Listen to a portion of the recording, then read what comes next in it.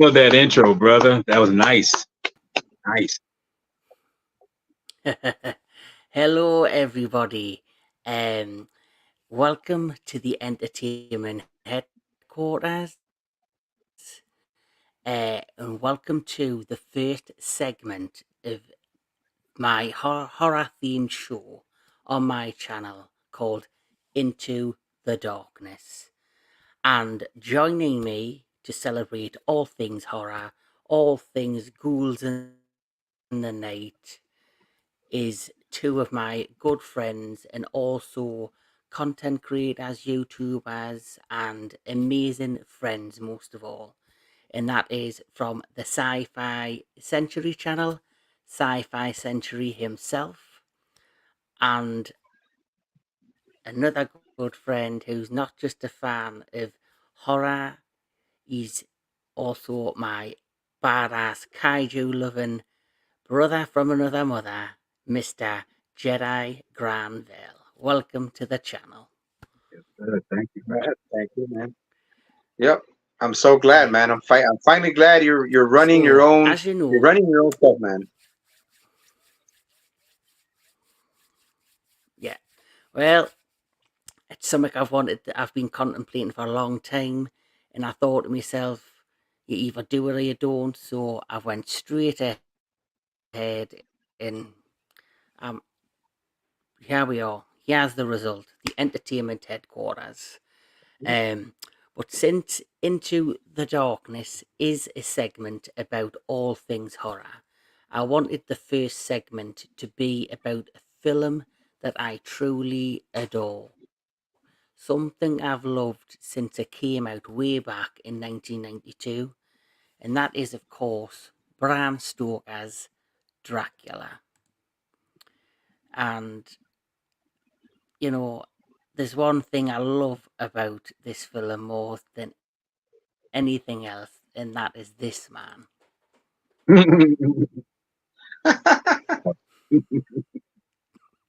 Mr. Mr. Gary Oldman. I thought he did a fantastic job in the film. We're all going to go into the details of the film, but first of all, I'd just like to say and give a big shout out to all the people watching. And first of all, we have Mr. J. Cole. Thank you for coming. I appreciate it. Thank you for watching. It means a lot. We also have at the moment. Oh, there we go. Anthony Jordan from Movies and Gaming, another fantastic YouTuber who does all his gaming content and movie content. Thank you for watching. But yes, so Bram Stoker's Dracula. Let's get to it. So I'm going to ask both of you, what was your first when did you first hear about the film, and what were your first thoughts when you see maybe the first trailer of this particular film, which we need to note is directed by one of the greatest directors in that time and probably in movie history, Francis Ford Coppola? What was your initial thoughts? Go ahead, Walter. So, I do have to you want to go say, first, Walter? I'll go first. I mean, I was thinking sci-fi was going, but I'll take the lead on this one. No, I never saw the trailer for this film, but I saw it multiple times, TV wise, advertised on the TV. And when I heard that Francis Ford Coppola had directed this, I was kind of like, look, he's doing something kind of horror, whatever, and it kind of piqued my interest because he's done many genres before, but I was like, this is a new twist for him. So um, I can say, definitively, that I was not the biggest fan because I waited till it kind of died down in the theater before I went to go watch it. But I can say now, it's like what he brought to the table in terms of horror, really telling this tale about Dracula. I was kind of like, wow, I mean, this is a very interesting take on this stuff. I've seen many iterations of Dracula, but this one I think was something more, you know, trying to really give the audience something that's totally different than what you've seen in the past. I've seen the old films from way back in the 30s, 60s, 70s, all that. But here's a 90s film he's taking the reins of something that I never would have imagined, because when they did deep to his mythos of what who Dracula is, I was like, okay, he's not trying to make this so much horror. He's really trying to show this broken character and show what his intentions are. And yes, they're evil, but at the same time, you realize that he has a goal of what he's doing, and his intentions is basically through love. If you think about it, this story this film is really a love story. Crazy as that sounds, you think like Mm-hmm. Dracula's a love story in a weird kind of twisted way. It is, and Bram Stoker's Well, Dracula is mm-hmm. a great example of how far a person will go to find or recover that love. And for him, Mm-hmm. I'm talking about Francis Ford Coppola, how he really dug deep into making this work the way he did. And I'm just like, wow, and for me, over Yeah. time, like anything else, Mm-hmm. um, films I've seen in the past, it kind of grew on me. And because I wasn't, like I said, I wasn't a big fan of it at first, but in time I realized this has more, you know, something Mm-hmm. to it, substance that I didn't realize. And rewatching it again recently, I realized this is something more to this than just what it's on the table. And for me, that's what it's all about. It's an underrated film, and I think that in time, like anything else, it has to be like a fine wine. It has to grow on you. It has to get that substance that makes it what it is now. That's how I feel. Mm. Yeah. So, what did you think of the film Sci-Fi? When your I first mean, reactions when you heard about it? I I saw it. I saw it. Well, I saw it later. I mean, I saw it the same year when it came out in 1992. But I once I finally saw it, it was, even for a kid. I was 12 years old when it came out, and I was like, wow. I was like, man. Even for me as a Mm. kid, like comprehending that, I was like, oh man, this is really cool. This is a good. I mean, at first you're kind of like, okay, I don't remember Dracula looking like, long hair and all this stuff. It's always, I was always used to how what do you call it? How, what's his name? Anyways, the original Draculas from like the Universal movies, like I kind of with a Mm. cape and the whole thing, short hair, black hair, whatever. But now when I realized that it was like, when I got older, it's like they try to connect Dracula or Vlad to more historical preferences and keep it more, try to keep it still with a horror aspect and with the thriller aspect and everything, but it was more with historical, keeping with the historical kind of aesthetic. And yeah, man, I love the film, man. Everything about this film, like you Yeah. guys already know, I love this film, and everything about it is I mean, yeah, aside from certain people trying to play a English accent and stuff like that, but I love the film, man. Great film. Loved how they try to keep historical references and a lot of the performances, especially Yeah. Gary Oldman, like you said, it was good, man. I love this film. Mm. Well, he has a little bit of backstory. I think it was somebody who worked with Francis Ford Coppola on the script of The Godfather 3.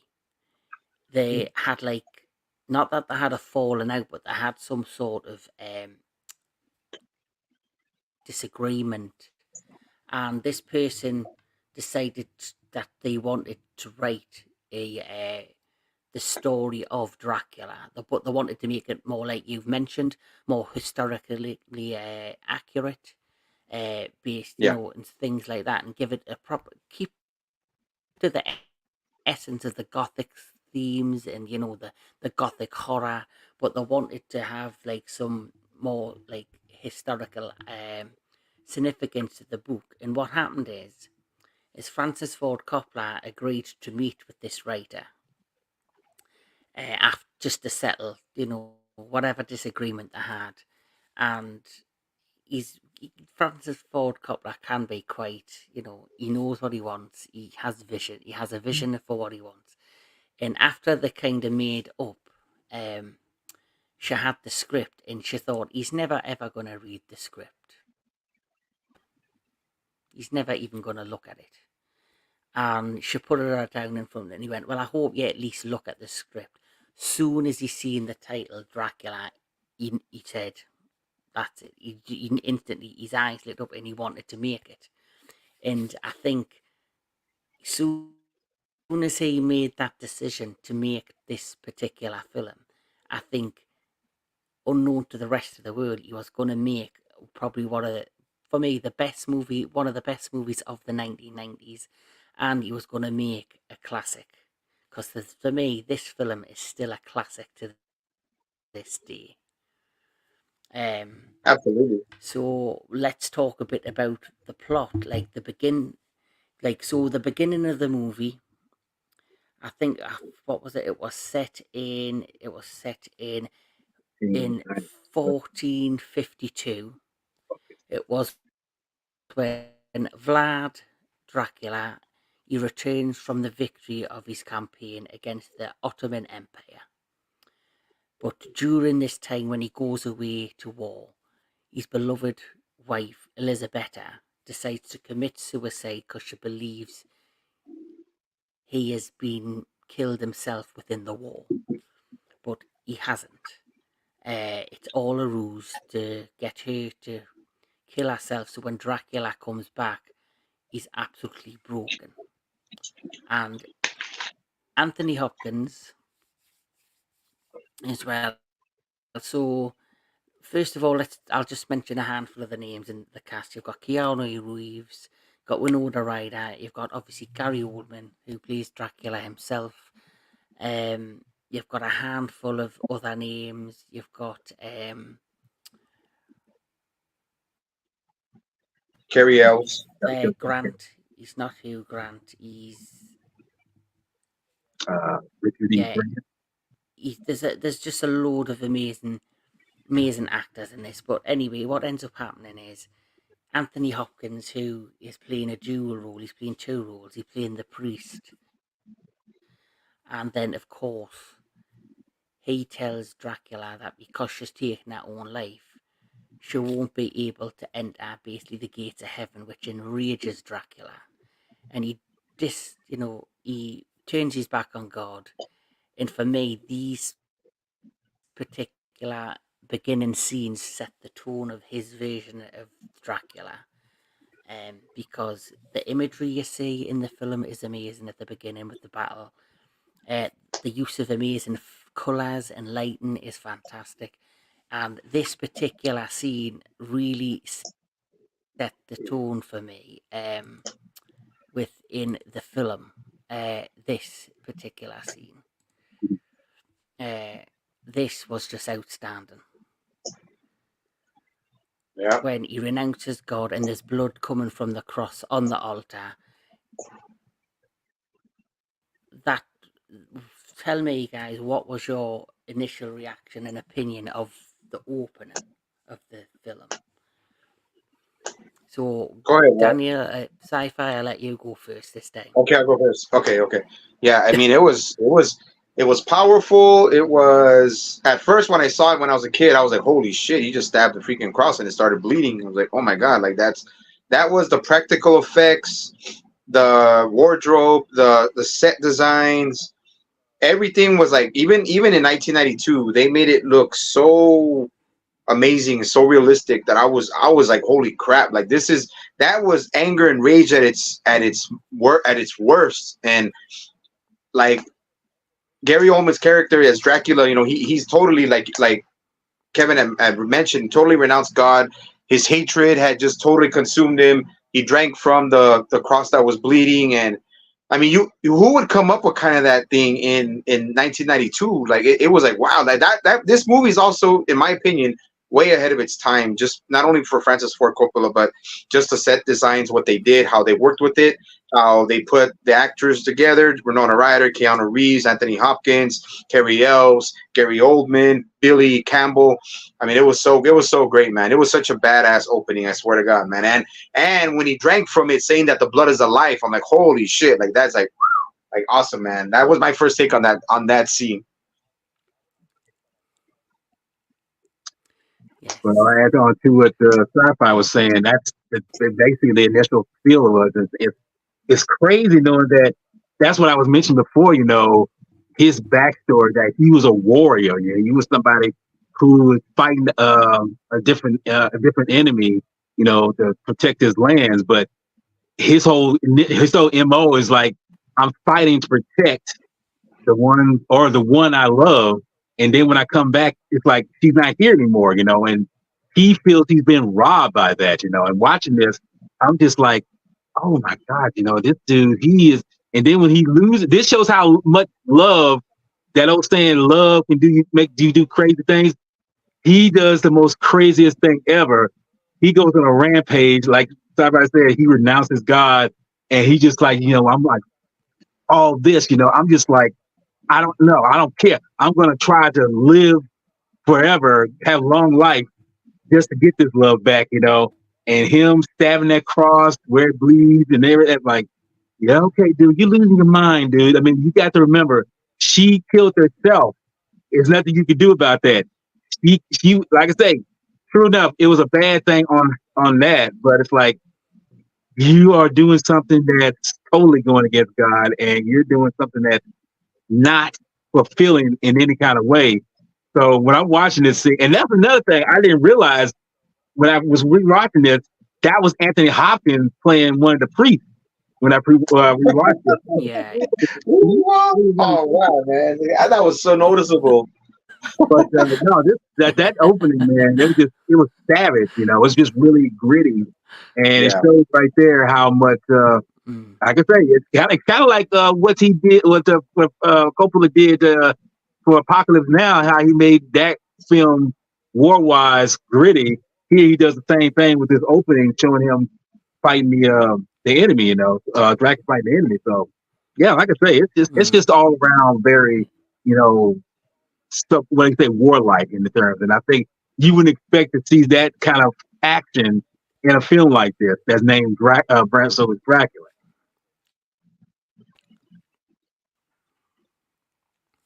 Yeah.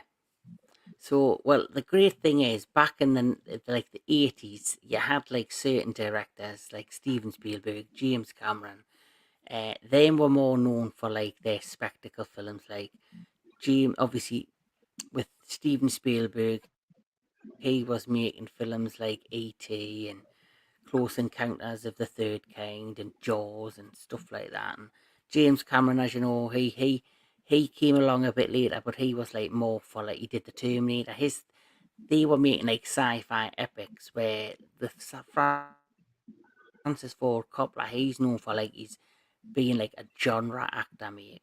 Like his films, I think, yeah, are a little bit better than theirs because there's just something about his style. Like we're in 2023 and people still talk about Apocalypse Now. They still talk about The Godfather. And I do believe this particular film, Bram Stoker's Dracula, is a cult classic. And only he seems to have the ability to do that. Where the likes of James Cameron and Steven Spielberg, they were game changers in like the technology that they used and this practical effects and how they changed the game in movies by that. But he did something different by just basically telling great stories and using great cinematography, amazing scripts, and amazing casts. But moving on, once you get past the amazing entrance, the story then jumps to 1897. So Dracula, as we know, he has renounced God. It's years later, and suddenly Jonathan Harker is given the task to go to Transylvania to meet.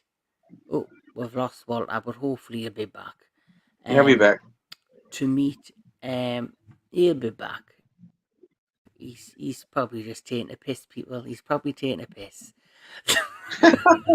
But all jokes aside, um, so in 1897, Jonathan Hawker goes to Transylvania to meet Count Dracula as a client for his law firm, because his colleague R.M. Renfield has basically went clinically insane. Mhm. He's went clinically insane, and wham bam, thank you, ma'am, Mr. Walter Ross, Mr. Jedi Granville has returned. Just like Dracula in a puff of smoke, he was gone and then he's back. Right? Come on. So, Blackula. Like, right? so, Blackula. I want to suck your blood. So, yes. So, well, that's Sorry, all you're Kevin. gonna Sorry. suck, my friend. Anyway, Sorry, bro. let's get back on. Let's get back on track. Right. So,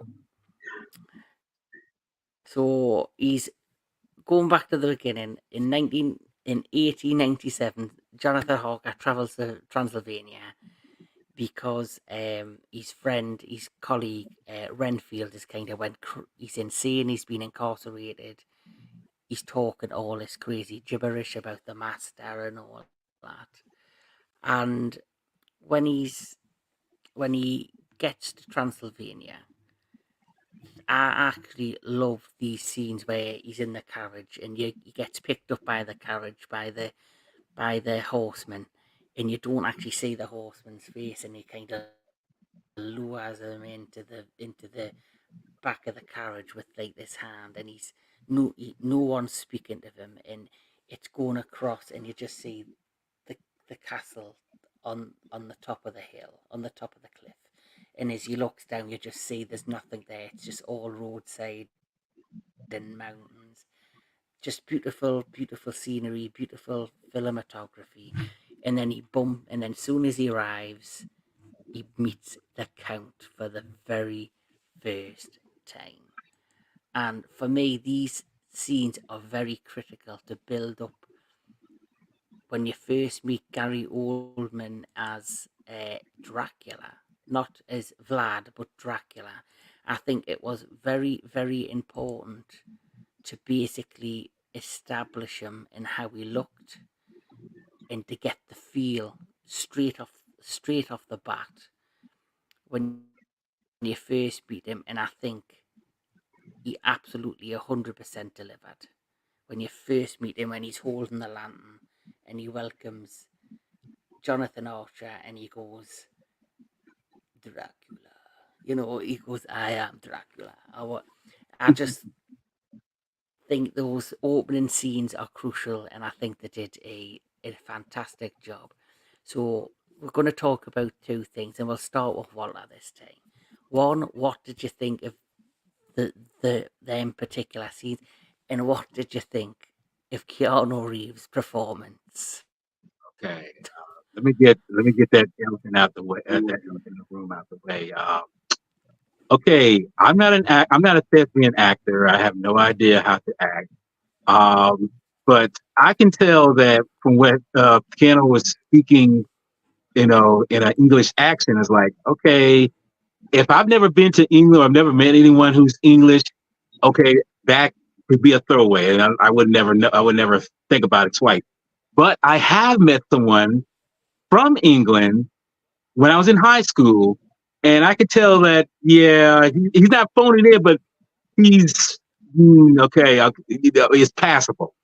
But it's not really authentic. But getting that out the way, when he's introduced the Count, you know, I'm amazed how the interactions, and then you see the shadow puppetry behind what his the Count's shadow is really a conveyance. Like shadow's supposed to be a representation of what you're doing already, but it's actually showing what he's actually doing in the back of his mind, and just that interaction with him and everything is so chilling in a way because you're like, okay, you think like, okay, the shadow's going to do this or this, it's going to be follow, it's just going to do what a shadow does, but it's like moving over here, it's moving over there. It's like, what's going on here, and that gives you a different feel of knowing that this is very uneasy, what's ever going on here.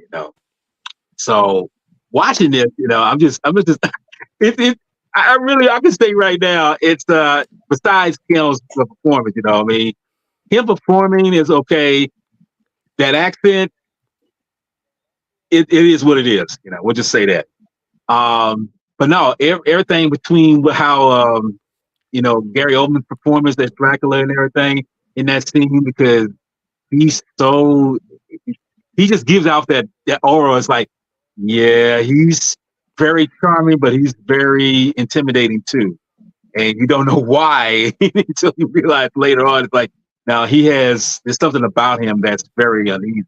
But all in all, the scene, that one sequence is something that is, I can say, it really gets you entangled with what's going to be played out later on, because he's a formidable, force, whoever he is, we don't really know what he's capable of, but when it's foreshadowed here, it's like, yeah, you're going to see it.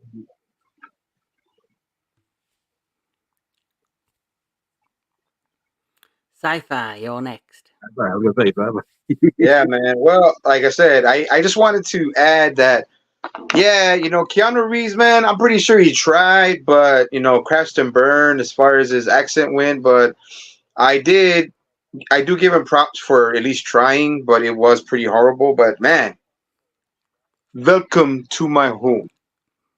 I was like, just like, okay, yeah. I was like, all right. Has the lantern, already has that vibe of like, okay, this is Dracula's got the long hair and, inviting Jonathan Harker in and just telling them like, this is my home, this is how it is, whatever. And it's just he has that presence, man. Like, that's this dude is, that even Jonathan Harker can sense, okay, this is not right. Something's not right about this.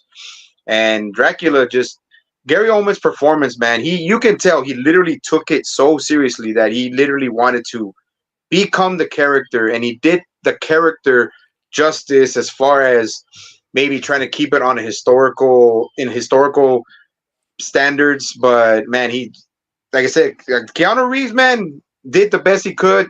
I give him props, but Gary Oldman just stole the show, man. Every single scene he's in there, he steals the show. Oh, and I wanted to add real quick, just for people saying that this movie did not do that good, it was at 70, I think 78% on Rotten Tomatoes. Rotten Tomatoes, they can suck my dick, but I do want to say this.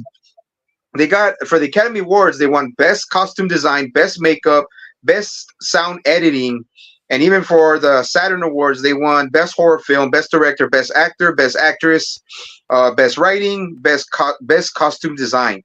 So that's still, man, winning awards, man. Rather it's Academy Awards, Saturn Awards, that's how much I love this movie, and I just wanted to add to that, man. But as far as Gary Oldman and going into that scene where he's going in the castle, Gary Oldman, he killed it. And let me just add this before we go any further. I'm Gary Oldman. I think he's such a very underrated actor. This dude, he did so many films, past and now. I don't think he's got the accolades that he should have. I mean, I think he's been nominated one time, maybe two, for the Academy Award, but this man does not get the kudos that he deserves, man. I mean, I feel that and he's not that old, he's actually, he's in his 60s, but he's not really that old. You think with all the shit he's done, you think like he's like a really old actor, but he's not that old. And he's, like I say, I feel he is so underrated for a performer. I would just wish he'd get the kudos that he deserves, which I think he does, because we're talking about him and we're saying that he is this phenomenal person. But I think he deserves more than what he does get. Mm-hmm. Yeah. Mm, yeah. Mm. Well, the reason I brought up the Keanu Reeves, and basically everyone said one of the negatives of the film is his British accent. Well, I wanted to just say, did you realise he was not Francis Ford Coppola's first choice as Jonathan Archer? Oh, Harper, really? sorry. His original choice was Christian Slater, and Oh Christian my Slater god. turned down Oh, the role. So what happened is he turned down the role, and basically Francis Ford Coppola wanted a young, good-looking, teeny idol to cast in the role to try and lure in the women. And I think at the time, I think Keanu Reeves had just starting out. I'm not sure if he'd just done Bill and Ted and all that. So he appealed to the younger female audience. And because he was such a huge fan of Francis Ford Coppola, he made the choice to constantly go over the British accent over and over again. And that was his downfall. He overplayed it because he wanted to work with, because this director wanted him in his film. He was so intended to want to get the accent right to put on such an amazing performance that he ended up overdoing it. But because of his dedication, Francis Ford Coppola has nothing but the absolute respect for him, and actually said, if you keep proving this dedication, it'll take you far. And it's been proven right, because if you look at Keanu Reeves now and the career he's built for himself and some of the roles he's chosen, it's proven that all that dedication has come for. And Gary Oldman, why I wanted to bring him up is, well, we're talking about him. This was Gary Oldman had been in Hollywood for quite some time, but I don't think he was considered like a leading man actor. And the idea of doing Dracula was something that never entered his mind. But when he was approached to do the role by Francis Ford Coppola, he only took the role of Dracula for two reasons. One, he had the utmost respect for Francis Ford Coppola and wanted to work with him.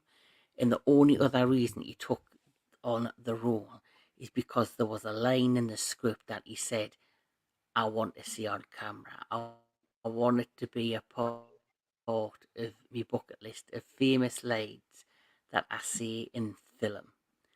I can't remember what line it was, but it was a line in the film, and he says it, and that's all he needed for the role. That's all he wanted for out of to Wow. play Dracula, were them two things. And obviously, once he played Dracula, he's kind of his star in Hollywood rose, and it's Yeah. continued to grow.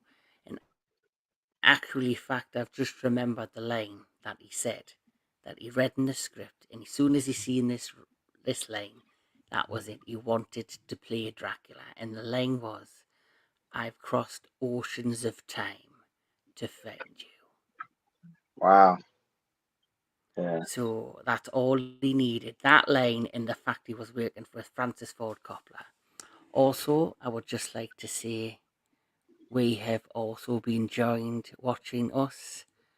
Um, Red Eclipse of Films. Hello, my friend. Welcome. there you go. And he's put What is up? Oldman was enigmatic, chilling, but was an enticing presence. 100% agree with Agree. that. Yep. Dan, we've also, from what little I remember from the movie, I've always wondered, because Hopkins, the priest in the beginning, is meant to be imply that Van Helsing is the reincarnation of that priest. Well, that does seem to fit the bill with that particular Yeah. priest in that scene. It does make sense to have him be like a reincarnation of the priest. and having the same actor play Van Helsing as well as the priest, that does work out. So that's a good. Reference. So where was I? So good reference, yes. So we now have Jonathan Archer's arrived, and now we get to the juicy bits. So, cut a Mhm. long story short, Dracula sees a photo of Mina, who resembles Elizabeth, his long lost wife, and he suddenly comes up with this plan. Uh, he won't let Jonathan Archer return home for a month. He keeps him locked up in the castle. Jonathan Archer sees all these creepy things going around in the castle, which these scenes are amazing as well, with all the gothic undertones, the horror elements, and the best scene for me is when Jonathan Archer's in his bedroom, and of course, what happens? Oh, oh yeah, I oh want to talk yeah, about it. I want to talk about it. Directed oh yeah. by the Brides of Dracula, which I must like. So, Uh, and what can we say? Monica Bellucci. Oh I was my going to God, say Monica man. Bellucci. Yes. Yeah, Monica Bellucci, man. Wow. They they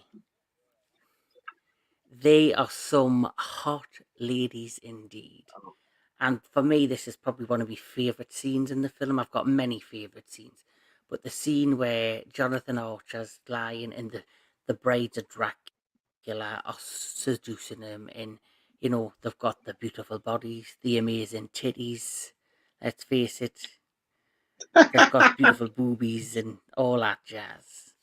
So it's not for Nothing but kids, folks. titties. We got titties. It's We got got a titties. it's got a bit of nudity in it, and then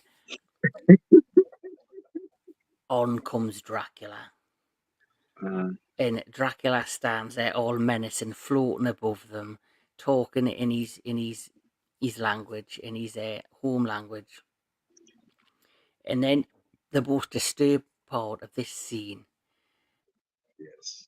is where he presents the bride with a baby, which is clearly taken from mm, from the village near his castle.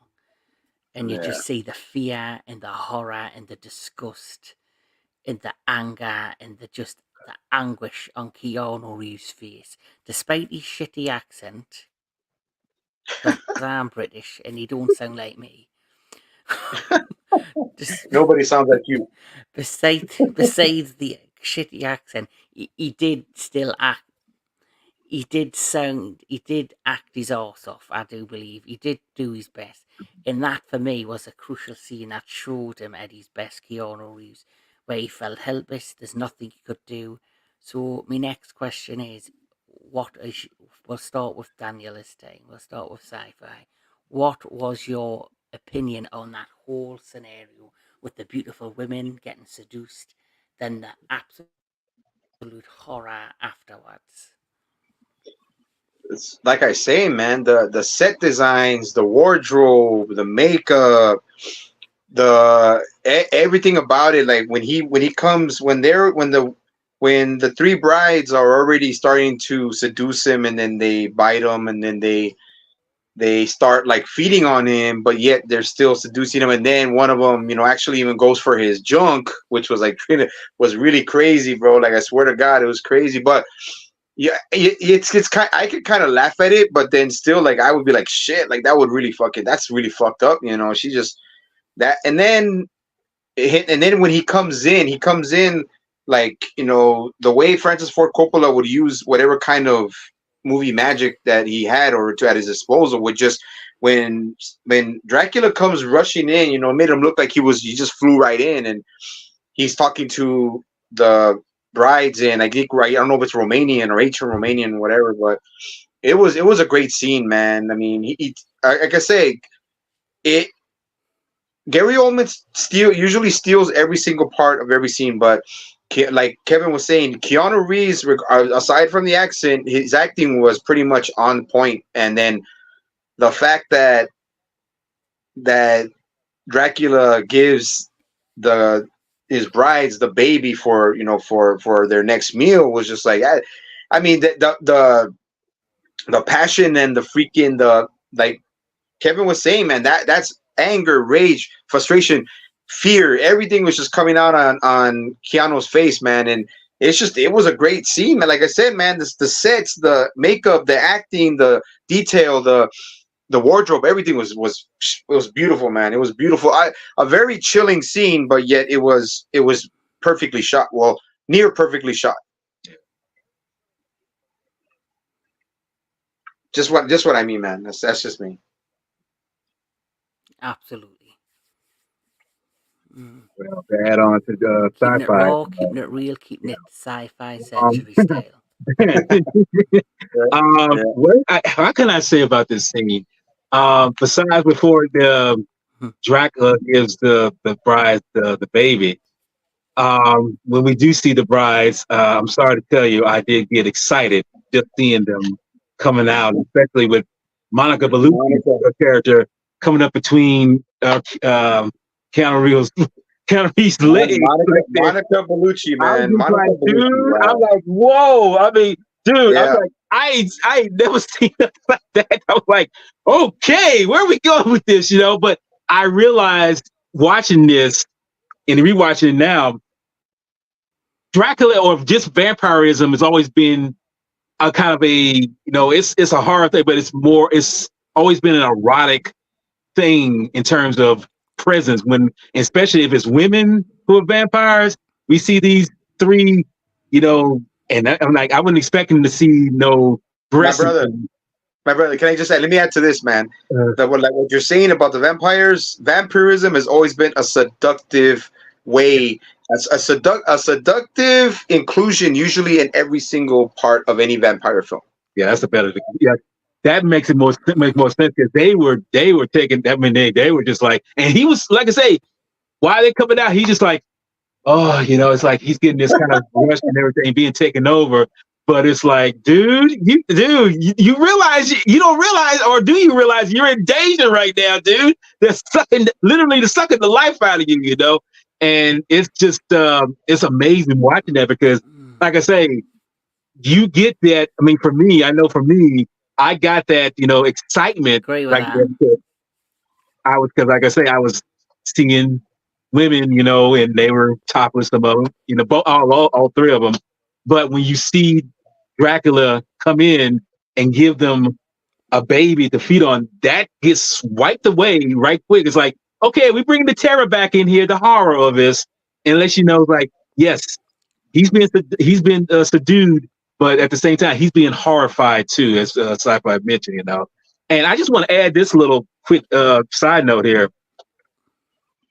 This it didn't hit my mind until earlier.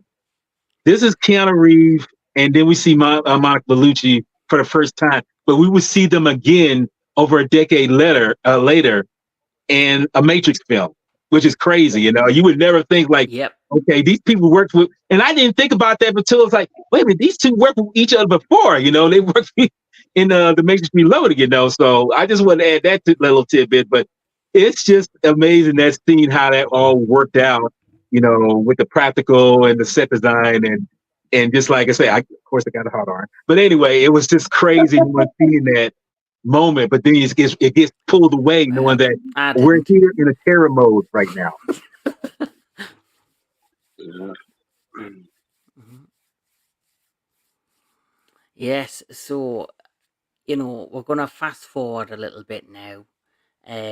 That scenes, the whole scenes in Transylvania were epic for me. They it's once you got past the initial reaction of on the cross that literally set the tone of the film, and then it got even deeper with the death of the baby, and then it kind of slows down slightly because the then obviously Jonathan Harber's there. He's in Transylvania. Um, Dracula, in my opinion, Dracula was buying all these houses in certain locations in London, and I think his initial idea was to just go to London, seduce a bunch of women, and have a good time. I think his plans Maybe. changed once he seen the photo of Mina, and he realizes maybe this is the reincarnation of my Elisabetta, Yeah, and so then he changes up his plans to basically steal um, Mina from Jonathan yeah, Harper. So you see the fantastic scenes on the boat on the Demeter where he's going across the ocean. You see him in the soil. You see all the gypsies putting all the soil in the boat in the coffins. You have that fantastic scene where the effects were brilliant. Um, putting even that scene where you see the seal on the boat and you see a splash of blood, and it's obviously the crew's being mauled and murdered by Dracula. Um, and since while we're all, I'll just mention this while we are talking about the special effects, and this is how great this film is. Um, when Francis Ford Coppola initially decided I'm going ahead with making this, he knew exactly what he wanted costume wise. He wanted vibrant colours, reds, dark greys, whites, blacks. He wanted the tone of the effects to match the tone of the colours within the film. And so he hired a group of individuals, a group of special effects artists, like, to do the effects. And they basically turned around and they said to him, what you want us to do, we can't physically do it with practical effects, which, you know, you had Stanley who was making giant Tyrannosaurus Rex, animatronics a few years later. So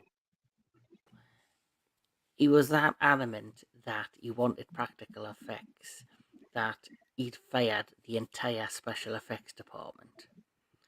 And what he decided to do, and he brought in his son, Roman, and he said, yeah, I'm doing Dracula. I fired my special effects department. You're going to have to do the special effects. And so Roman went back to the drawing board and looked at through film history at, you know, like Suitmation, how Ray Harryhausen used to do models and, miniature sets, and he started doing things with changing the lenses on the cameras and altering how they would work to create the scenes and the colours throughout. So that shows you how ingenious in his vision worked, that it all came together luckily in the end. Um, so that was just something I wanted to mention about how the effects came together for the film, because his son Roman went back in time, and it just shows that if it ain't broken, why fix it? Because yep, obviously, if we look at like the Lord of the Rings, Peter Jackson used the similar techniques to create Middle Earth. yep. So we then get to London. Dracula starts to hypnotize and seduce and bites on Lucy, which is, of course, Mina's best friend. And this is another, why I mentioned that as well. It's just another way of amazing practical effects. Like them scenes where he's in the gardens with Lucy and he's basically, like you see, she's in a red outfit, she's in a beautiful, and the colours match basically what he, with Coppola's vision with the rose reds and the dark greys and the blacks. So, what was your opinion of the next few scenes where he's now in London and Lucy is like, she's very sexually, she's very sexually active. She's basically wanting to marry, and she's got all these suitors, and Mina's like prim and proper. And the funny scene is where they found the book. The book falls, and it's got all the sexual positions in.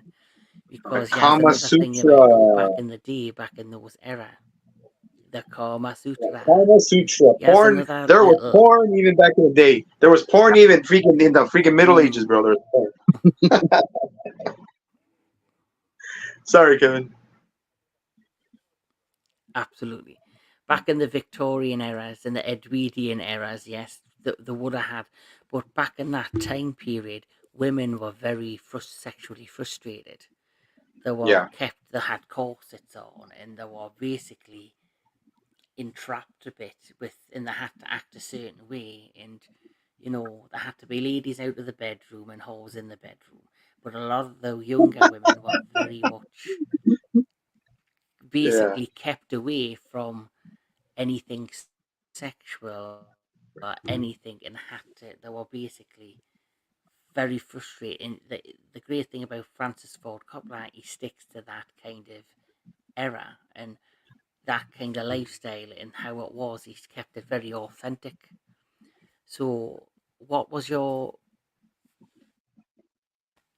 opinion of those particular scenes? The next few scenes with Dracula trying to seduce Mina and obviously Lucy, and this particular scene I'm also talking about when the where he gets Mina alone. This is a beautiful scene where he bites her and he's got the red eyes. What is your opinions on all of that? We'll start with Walter. Okay. Well, in the Lucy situation, and I should say both Lucy. I think you said before. The women back then specifically were very sexually frustrated because that scene where Mina looks at that Kama Sutra book and she says it's like it's so terribly awful. It's like you saying that, but it's like you're still staring at it, you know. So it just lets you know it's like he wants to get shagged like really bad, you know. And that's the same with Lucy. They're both too so-called innocent, as I say, too innocent, but I mean, we watching it, it's like y'all want to fuck, okay? Y'all want to fuck really bad, you know. I'm sorry if I'm saying it out loud like that, but then when you see Dracula interact with Lucy, seducing her, you know, pretty much, I ain't gonna say necessarily rape. I'll say just seducing her because she's enjoying it, and she's like having a good old time, you know. And Dracula sees Mina, you know, and he can see that one shot where you see the blood in her, he can see the blood inside her running through her veins and everything. You know, I think that was so effective right there. You know, that kind of creeped me out a little bit, but that just shows how really effective it was because it's like I don't want you to because when you see it, you see him in that kind of wolf man kind of style, but then you see it when the lightning flash, you see his actual face. It's like he doesn't want her to see him like that as a monster. So when we do see him in Mm. London, where Mina's walking around, and he's trying to interact with her, I it's something about the way because I don't think he really had to try really hard to kind of seduce her because she, unless his powers is that formidable that she gets overwhelmed by him just sensually, that she gets overcome by his manliness, as I like charm, to his say, charm, his yeah, charm. his charm. Yes, that's it. We'll say charm. We'll say charm because he is so like, oh, who are you? And I'm like, oh my God, girl, are you serious right now? You're somebody. This is somebody who's kind of dangerous, but she doesn't realize that she's just so sexually frustrated. I guess that charm is just overcoming her and just something it's bringing something out of her that she didn't know that was there, or she did know, and it's like I say, it's overwhelming her, So those moments seeing Lucy and Mina, especially well, I can say both of them, it's really releasing some kind of energy about them that they didn't realize they had. Because notice there's a moment, quick moment, where both of them kissed one another. I know that was just something because of him, but they kissed one another. So it's like, okay, that was something I wasn't expecting either. But their sensuality is being erupted or being brought to the surface more with Dracula coming into play. So his charm is that energy that he's giving off is You know, just giving them a giving them a consensual. What's the word? What how I say it? Sensual seduction. Basically, that's what I'm trying to say. So, yeah. Mm-hmm. Okay, so I'll just say, man, honestly, Yeah. the again, the wardrobe was magnificent. We have Dracula coming off of the Demeter, totally obliterated, mostly obliterated everybody. Goes off in a kind of a shape shifting form. He's a shapeshifter too. And then it's like there's a storm, and then Lucy and Mina are talking about this thing whole going on between Jonathan, whatever, and then it starts drizzling, raining, and then they look into the sky and it's Dracula, it's his eyes, whatever. They both get scared, and then they're both like, for some reason, they're like hypnotized, and they're like running in the rain. And you have Lucy and Nina, blue and red, pretty much different colors. They're blue. It's always blue and red, and it went with the scene. And then the scene where Dracula is like pretty much luring Lucy into, I guess, the courtyard or the back courtyard. And the dresses, this dress for Lucy was so like it was perfect, because the more she walks in the air there, I guess the air that the crew is pushing through, the air that's pushing through her when she's going straight across it, you just see the silhouette of her dress going like back, it's like she's floating through, like regular practical effects. And she looks so freaking awesome in that dress.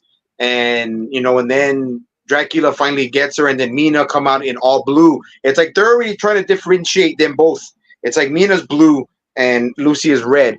And that's when Mm-hmm. uh Mina follows Lucy. She's concerned, and that's when Lucy sees, or Mina sees Lucy pretty much being seduced by this creature. It looks like a werewolf, and everything. And he bites her. Lucy gets bitten, whatever. And then he looks at Mina. Mina says, okay, she's looking in fear. He can see all her blood vessels, heart, and everything.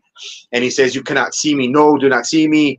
The whole aesthetic, man, was great. Like, even what Walter had mentioned, what Kevin had mentioned, I don't know how they were able to do it, but just those practical effects, man. We're using the blow machines to make Lucy's dress float like she's floating. I mean, all of that was just amazing, man. And then I did like when they looked into the sky and they could see Dracula's eyes and everything. But yeah, it was just well, I'll Yeah. just add too on. I had too with what Walter was saying. Like, we have Vlad now in this Victorian suit getup, which looks pretty damn crazy, man. And I'm telling you, I was just really really amazed by the wardrobe and the special effects, man. But the acting, totally great from the actress to play Lucy, and then Winona. And Winona Ryder's friggin' accent wasn't any better, but I mean, they all did their best. And Gary Oldman again stealing the show when he came in that Victorian era suit, man. It was beautiful. Mm. Yeah. Well, before we move on, I'll just add a little bit more to that. This is how I looked at it. It's like what I said at the beginning. Uh, Before he had seen the picture of Mina on Jonathan Hawker's desk, um, he had bought so many locations in London, and I think he basically was just going to expand, have a load of brides all over the UK, and just create like just because out of he's obviously his heart's empty. He no longer has Elizabeth, and he's basically trying to fill the void by having different women all over. Yeah, And when he gets to London, he sees the pureness in Mina. Like you said, you differentiate between the colours of red and the blues, with Mina being pure, and not that Lucy isn't pure, but she's just a different breed of woman to Mina. And yeah, obviously, that's what I loved about it. Like, especially that scene, like this scene I've already showed, where yeah, he goes to bite Lucy. Sorry, Mina. It's like he goes to be the way he would with Lucy, where he's just there to seduce her, and it's all about sexuality and sexual chemistry. And but then when he realizes it's Mina, maybe the reincarnate of Elizabeth. He suddenly goes back in himself and realizes he doesn't want to be the way he is with Mina as he does with Lucy. And then you Yeah, see the wolves pass, and he's like, and then like you see when he's in that horrible wolf's like bat hybrid form, when he's seducing Lucy, because he's still a man, he still has sexual needs. He's yeah, there with her, and when Mina sees him in that form, he's like, "Don't look at me," because he doesn't want her to see him in that image, which I thought was very powerful to mix the two kind of identities of Dracula being this force of romantic. He's like a romantic, gothic, Edwardian man, but then he's also a man who is deeply in love and torn, which I thought was a brilliant concept of how Francis Ford Coppola like mashed the two and differentiated the two with the different colours. yeah. Most def. So where do we go next? Where do we go next? So Van Helsing, Lucy starts getting iller and iller. Not only is her health deteriorating, but so is her behaviour. She's becoming more erratic. Mm. No one knows what to do. So her fiance Arthur Holmwood, with Doctor Seward, decides to contact an old friend, which turns out to be Abraham Van Helsing. Abraham Van Helsing, played by the fantastic Anthony Hopkins. And I found Anthony Hopkins, his performance as this version of Van Helsing, very interesting. Um, there's sometimes he's erratic, there's sometimes he's serious. Um, but then, of course, Abraham Van Helsing comes in. He sees the different, symptoms within Lucy, you know, and then he deducts that she is a victim of a vampire, which is obviously Dracula. And during all this time, Mina's now starting to develop feelings for Dracula.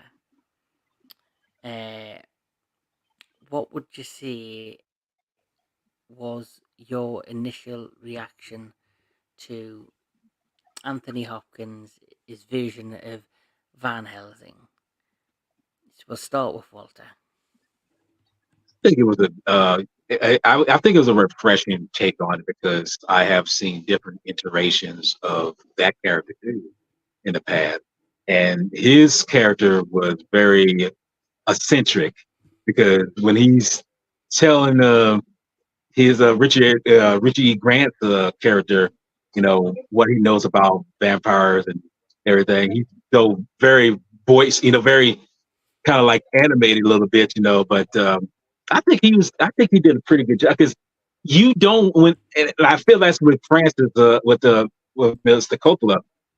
He wanted to do something different with this character, not make it so much serious. I mean, he's serious, but at the same time, he's very flamboyant in terms of what he's trying to execute. Because when he talks about certain things about this particular character or whatever, he really puts all emphasis on it. And because, like I say, you see the humor in it, you see the humor, but you know that you see the seriousness also, and I think it was a good take because, like I say, Anthony Hopkins, like Keanu Reeves, but a little bit better. Um, he's a very good actor, and I think he's somebody who's well known to do a good job with everything, and especially playing somebody like this. It's a different take on doing he was playing Hannibal Lecter, So it's yeah, I think to me it was refreshing. It was very refreshing seeing him play that part.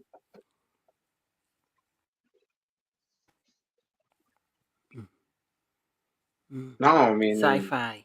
yeah, man. I mean, it wasn't too off the wall, but it was a performance that I still did enjoy. He had you could kind of tell, like, it's not that he, madness and and being a genius, being a genius and madness are like two sides of the same coin sometimes. And he is a mentor of I think of Jack, and he he did he the way how Anthony Hopkins does his characters, man. He's like he gives more depth to him, but he wants it to be, the way he wants it to be, but yet still be directed by Francis Ford Coppola. And I think Francis Ford Coppola wanted him to be a little off the wall and a little not so there, but yet still, be serious when he had to be, and then had to, give that little comic relief and stuff. Like when he's telling the stuff he would tell Quincy, man. Quincy hated his guts at first because he would just tell Quincy some crazy shit.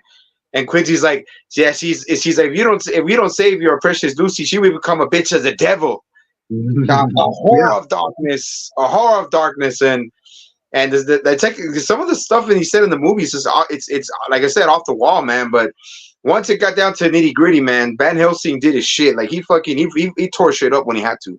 So I did like the take on Anthony and his range as an actor, being yet psycho, but yet still being very articulate at the same time. Mm, mm, mm. Like going back to Anthony Hopkins, it does make sense that he is the reincarnation of the priest, just for the fact that the line you've just mentioned about the beaming bitch from hell, basically that is something I could imagine the priest have said. So I think it even though it's never actually revealed that he is a reincarnation, it's the likelihood that he is. Um, Yeah. but we'll continue. So after the introduction of Van Helsing, Jonathan Harper, he gets away from the braids. He gets to a convent. He recovers. Mina's torn up with that feeling. She's starting to fall for Dracula, but then she receives word from Jonathan Harper that he's alive.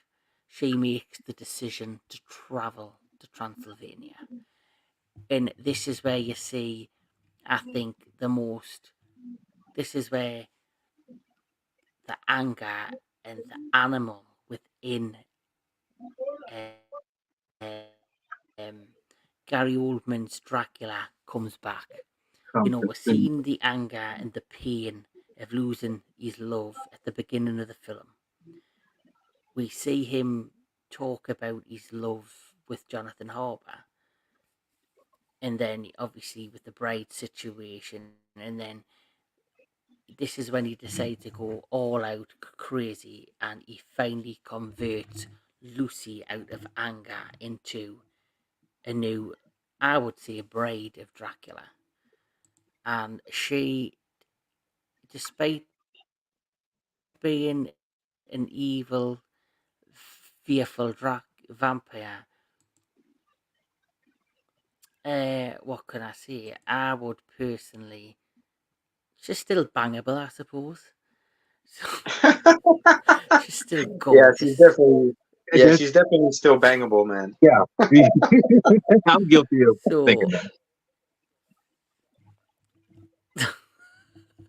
so as we've seen, the undead Lucy, and then the scenes where she gets killed. Once again, amazing effects, amazing cinematography, amazing everything. Even our costume that she's buried in that beautiful white gown, outstanding. Yeah. So it's understandable why they won Oscars and awards for all this, the complete detail in the costuming, outstanding. What was your opinion? We'll start with you first, sci-fi, on Lucy's About death the scene whole. in that the whole It, scene. well, when you say death scene, when pretty much when Dracula changes, or when they go and kill her, which one? Yeah. Well, all of it, from when she gets finally transformed out, because Okay. he's angry, he's hurting, Right. he's had his heart broken again, and so now he's on the warpath. I can honestly say that's another scene that's very brutal because at first when I first watched it, when I first watched it in the theater, I didn't realize what he was doing until after rewatching. I realized, oh, he's very pissed off. He's so, like I said, he's so enraged. He's such in pain with the fact that, okay, I found her, Mina. I mean, it's a beta, but again, but now I lost her again. And it's like, you know what? I have to take my anger out of Mhm. somebody. So Lucy's the best choice, and he goes and pretty much says, "You're going to live like I've lived all this time." And he busts in the window as a wolf and just, yeah, you see that dude. That's why it makes that scene so immense, because you see this splash of big wave of blood come over the bedroom and everything. I'm like, damn, it's like he is really. This an interpretation of how angry this character is. Then go to where Van Helsing tells the the the other men, we have to go in to her grave or coffin and pretty much kill her. And that scene was pretty much a because when she's coming down the stairs with this child and the child's crying and everything, and the author, when the author asks Van, said, "Where is she? Where is he? Where's the body?" She said, "Well, Van Helsing tells she's a child. She's a pretty much a monster. I forget what exactly the words he said, but Nosferatu. Nosferatu. Yes, yes. Thank you. And when she's coming down the stairs, it's a very frightful moment because she's got a child in her hand, and she's about to feed on the child, which I think she's already started to do. But Van Helsing puts a now he doesn't do it yet. He tells the stop and everything. That's when she goes into her seductive mode right then and there, telling Arthur, Arthur, be with me, come with me. I'm like, and I got to give this, and this is another thing. The actress that's playing Lucy is named Sandy Frost. I don't know if you know her. She did a great job in doing that seduction mode. Before Van Helsing pretty much cocks blocks her. Stops like, get your ass back from the cross crucifix in front of her. And she's going, and she's backing up and back into and I don't know if y'all noticed this. When she's backing up into the coffin, that's a backwards shot. I don't know if you noticed that. I could tell that, that's how I see how the camera works and everything. But that moment when she, you know, um, gets, stopped by Van Helsing and he just get back into the coffin, he's like, okay, that's it. She's pretty much subdued by then. But then she comes back up and spits blood in his face. I'm like, yeah, she's not going down without a fight. And then when they finally do what they have to do by saying he gives the author the stake, you got to put this in her heart and do it, while he stamps her heart, he cuts her head off. I was like, and that's the thing. Dracula feels this. He feels this moment when it happens, I mean, I don't know how he does it, but he feels that moment. And it's like, yeah, dude, it's a moment. It's those moments that makes you realize like how formidable or how powerful Dracula really is. And his power is more, forthcoming than we might think. I mean, you think you're like, oh, can't reach this much distance, but he, he's feeling all these things and seeing Lucy getting killed, just adds on to his fury, because it's like he's changed her, but now she's dead because they finally did this memory in a sense. Because it's like I say, to me, they're graphic scenes, but they're effective, and I think that's what the Coppola was going for those particular moments. Yeah, Yeah, well, well, it's gothic horror at its finest for me. Yeah, it is. I'll just say this: you foolish men with your impotent spells cannot protect you from my power. Yes. So, and that yeah, breaking into the freaking through the breaking in through the glass wall as a wolf, going at her throat, already biting her, like hearing her scream while the blood splatters on the bed. and like and the scream like echoing throughout until the next scene where she's already in the glass coffin. I was like, man, just horror at its best, dude. Like horror, drama, intrigue, all in one. And then, I mean, it was amazing, man. And then like also, going that when you guys were talking about now Van Helsing wants to make sure she's dead, so takes takes Arthur and Quincy Morris was a badass motherfucker too, Oh, and yeah, and takes Van Helsing and even what do you call it, a Jack in there, and they're all there and want to make sure, and even freaking Arthur's like, motherfucker, I'm gonna shoot you, motherfucker, because what the fuck's going on? it's like, And this is where Anthony Hopkins says she's no longer a part of the living. She's undead. She's part of the undead now. Nosferatus, and once they remove the from her interment, where it's pretty much a crypt. They open the crypt and she's not there. She comes down with a crying child, and even that music, it sounds like a lullaby, a child's lullaby, yeah, when they're playing the music where it's going down. And I scary. mean that scene, and then when they turn around, Lucy, she turns around and it's her wedding dress. It's the wedding dress she was supposed to be married in, that they decided to give her a funeral or whatever. And that's who she tries to seduce Arthur, and then freaking Van Helsing shows the cross. She goes all the way back into her crypt, and then she's already be what is it? Be strength to the Lord of the power of His might. There's whatever, I don't know, I forgot what it was, but I've seen this movie so many times. But long story short, to end it real quick, it was where she's already, she throws the blood in front of Van Helsing all over his face, man. And Van Helsing's like, oh shit, man, this is crazy shit. And then, this is where he gives Arthur the stake, and you got to do it, Arthur, do it. Like he's yelling in freaking in agony and frustration, killing Lucy through the heart, and then freaking Van Helsing chops her head off with the Gurkha, with the huge Gurkha blade.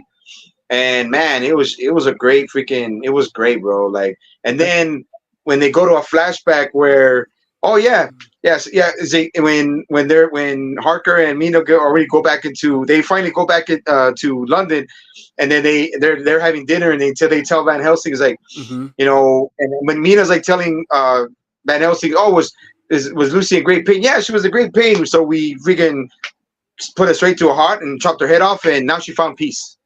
I was like, man, what a way to freaking just cut it to your best friend just got freaking waxed. Like, Why it's do like, what a they best, kid her what when a they best say that? friend, man. You cut your best friend, and then even freaking Keanu Reeves in his ugly ass accent, doctor, please. Yeah, It was just funny, man. But yeah, it was all those scenes, man, was just freaking. It was total horror at its best. Absolutely, absolutely. And this is where things get even better.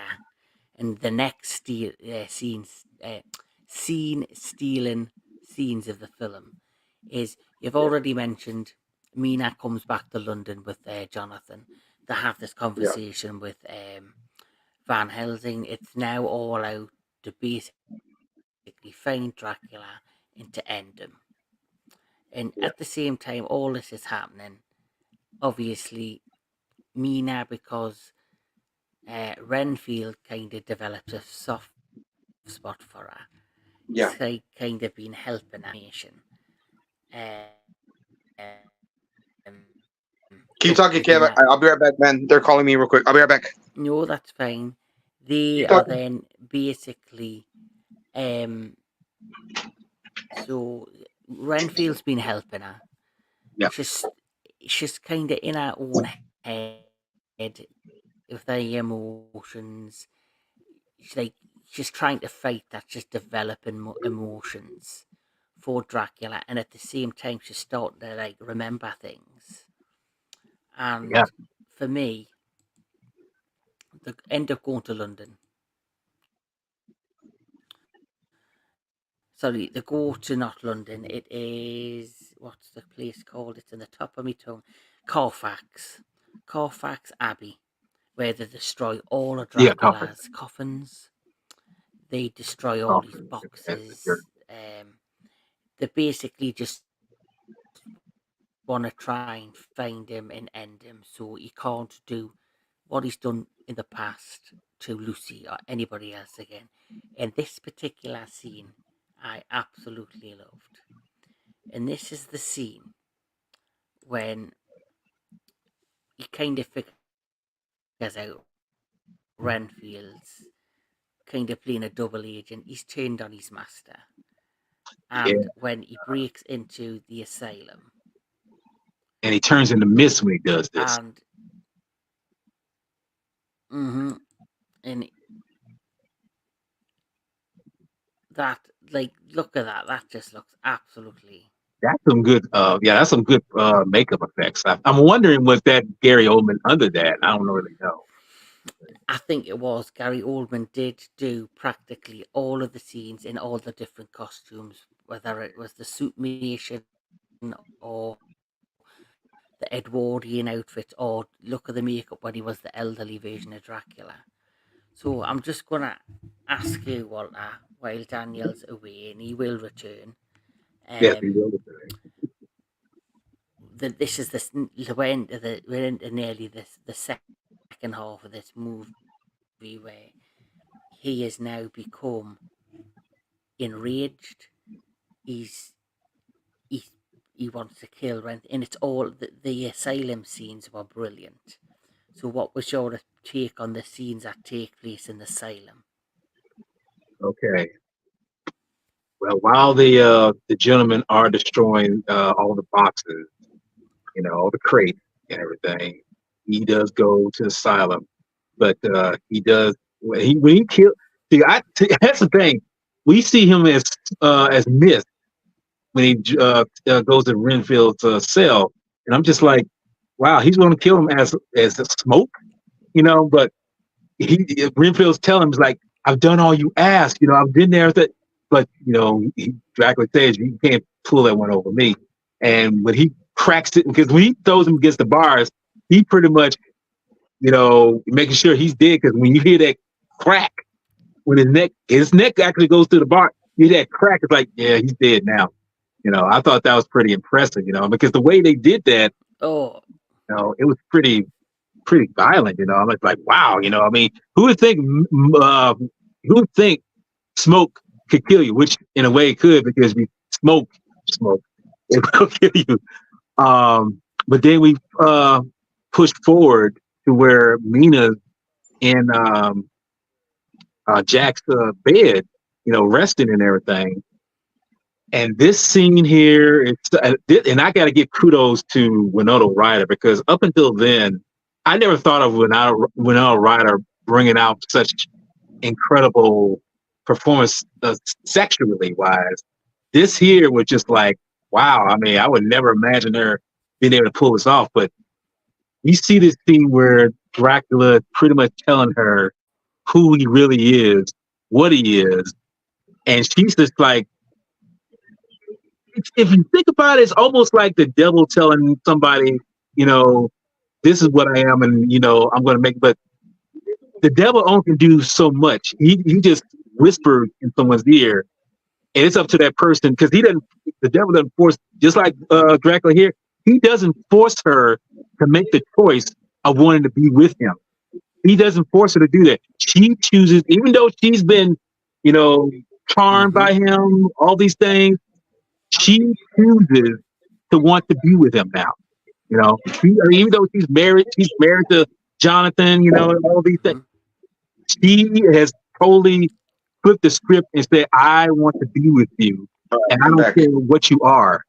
I want to be with you now." And she's just like so overwhelmed by that because when she says that moment where she says, like, "Take me away from all this death," it's like, yeah, she's totally been changed. She's been overwhelmed. She's this is her, like I say, this is her mind doing this. He ain't doing this. He ain't this charm or whatever. Because he even says, like, I can't Mm-hmm. do this. I can't change you into something like this. I can't change you to what I am, because you'd be just like me. But he's like, I don't care. I want you. I want to be there. I want to be with you. Mm-hmm. So that moment really makes you realize that that is where you realize, like, yeah, she's crossed over, and you don't know if you can bring her back. And then, like I say, when the guys come in, you know, finish it off. When they come in and she's there, and it's like nobody there. It's like, what's going on? He's he comes in his full bat, full bat mode, and he's pretty much saying, look what your God has done to me. He's like, God ain't done nothing to you, dude. God ain't do nothing. God didn't make you do that. Just like I was mentioning, you chose to do that. Dracula chose to be what he is now.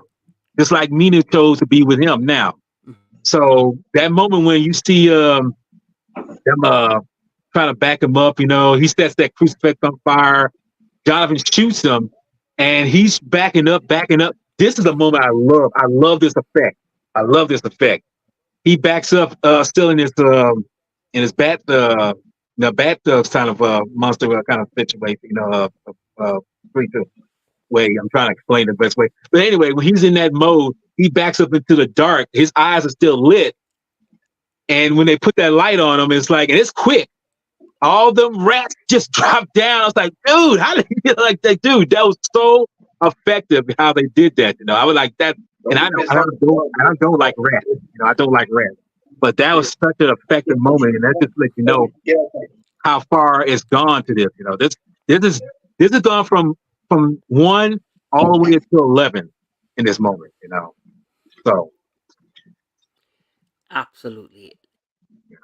And like I said, like I was mentioning before, Walter, like this is how great this film is. Like just the little details, like you've mentioned, stepping back into the dark, the glimmers of the light, and then just transforming into the rats. It's just a beautiful film, and not just its music, not just its visuals, its acting, its costumes, just everything about it.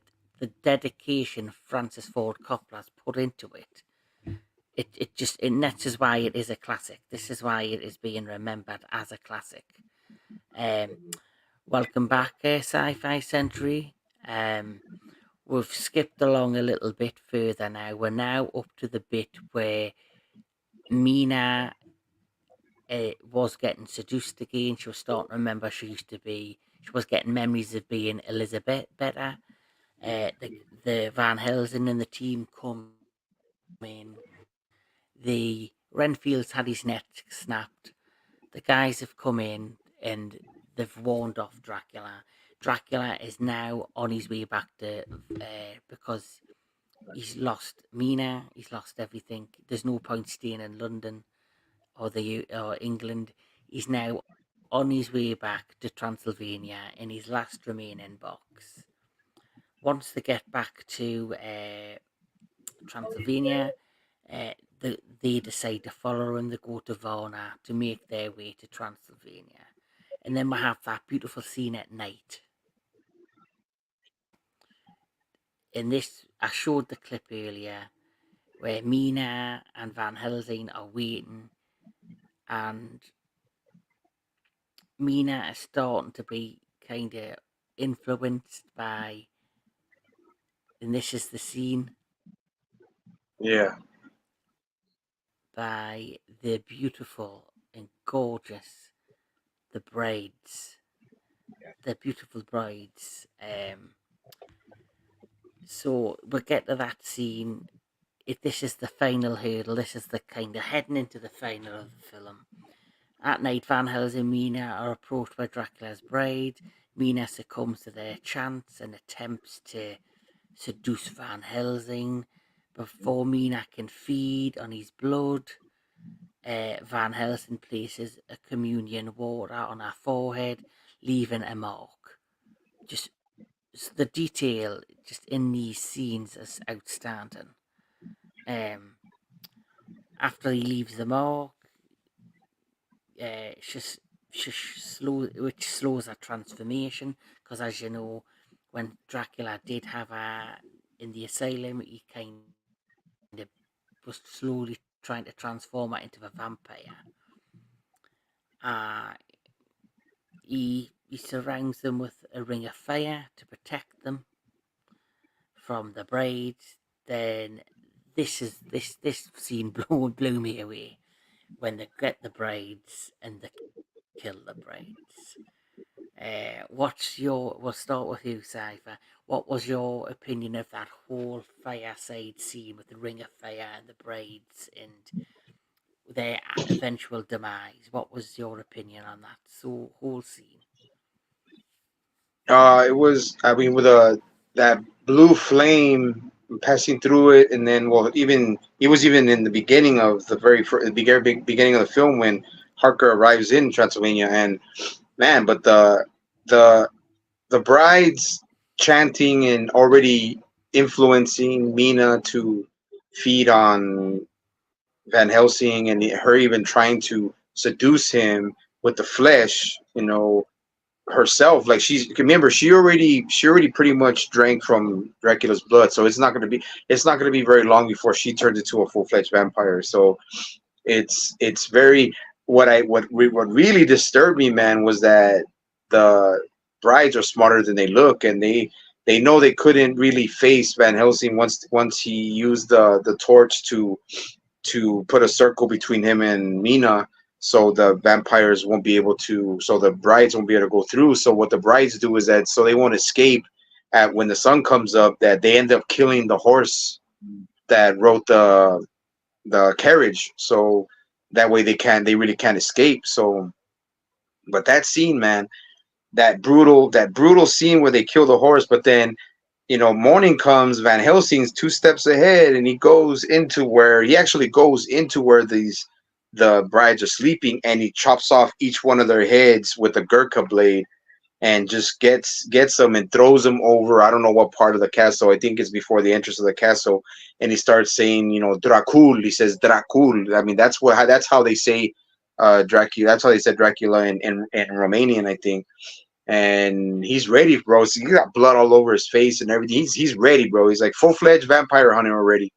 And, well, just in my opinion, but it was a very interesting scene, very badass scene. Really liked it. And then, like I said, they have to pass through that blue infernal flame before they can enter the front entrance of the castle. So that was just a good scene, bro. Everything was freaking. It was on point, man. Like I said, this Mm. whole movie, I really love this movie, man. But I really did love the way Van Helsing freaking waxed the three brides, man. I love Monica Bellucci, man, but you gotta go, baby girl. Head and Absolutely. all. She really got beheaded. Yeah. Yep. Uh, mm. Well, that's one way of giving head. Um, to lose your head. Right. But anyway, this isn't for kids, folks. You're gonna get Yeah, I this was all gonna say. night. Sorry. Uh, Yeah. but Walter, obviously, is fantastic scene.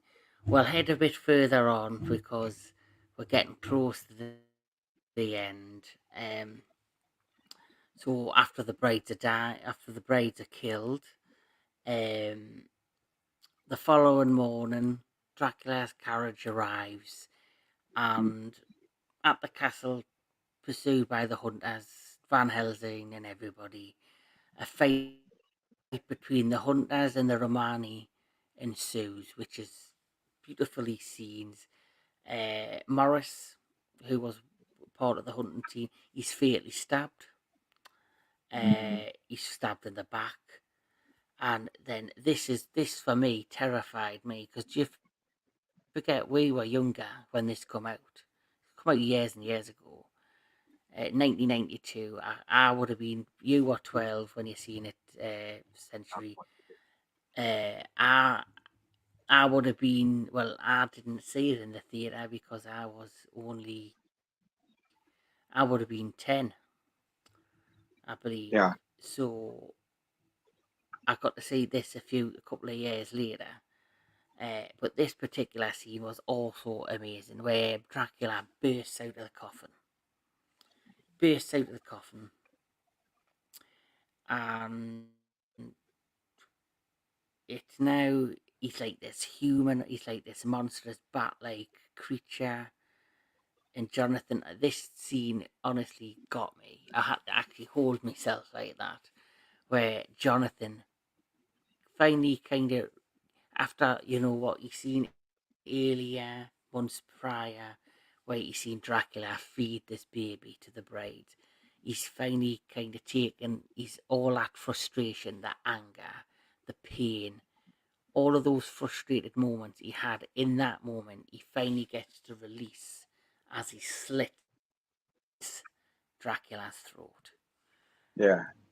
And this, as much as you want Dracula to have, they kind of have his comeuppance, there's a part of me that feels deeply for him, because he's just simply a man that loved and lost, Yep. who's been lost for a while. After this scene, um, after he gets his throat slashed, um, uh, Morris Quincy, stabs him in the Quincy, heart. Quincy Morris with the After he Bowie knife. stabbed him, Yeah. Van Yeah. Helsing and Jonathan allow. Yeah. Yeah, he kills him with the. I think it's a Curie knife. Bowie knife. He Boy, stabs him Bowie. in the heart. Yeah. Yeah. Yeah. And then obviously Van Helsing and Jonathan allows Mina to retreat with the Count inside the chapel. In the chapel, where it's the very same chapel he renounced God. Dracula lies dying. He and Mina share a kiss as the candles start lighting up the chapel, and the cross after the kiss begins to repair itself. Dracula reverts to his younger self and asks Mina to give him peace.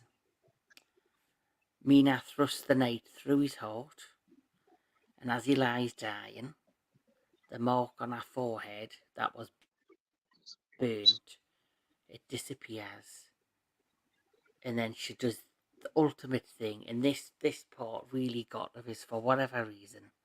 It got to us because Dracula asks her to give him peace, and she does the ultimate thing to prove her love, and she decapitates him. And I think after that, after she's decapitated, you see a glance of Vlad and Elizabeth ascending to heaven, and they're finally reunited. So there's a lot there in the last like quarter of the final. I'll start with you, Walter. With all that's been said in the final, Mhm. what was your take on it, and how did you feel about the final, and did it live up to your expectations? Because obviously this is based off a book, but this is also an adaptation that is also the director's vision. So how did you feel on how this went about, and how did you feel? Did you have any Well, emotions attached to it? I can actually I can, because you see this you see this I'll just say man, I mean, you see this character, this man, he, what he was doing was wrong. He was doing something that was not what's up, Anubis? Yeah. Um, he was doing what he felt was right because he was Anubis in the house. there. Yeah, but no, I did actually feel, because I was kind of conflicted with it, because I'm the kind of person that feels like if you're doing wrong, you should get your comeuppance. But what drove him to do what he did? It was for love. It's all for love. And knowing that when he finally gets stabbed, when now he's pretty much dying and everything.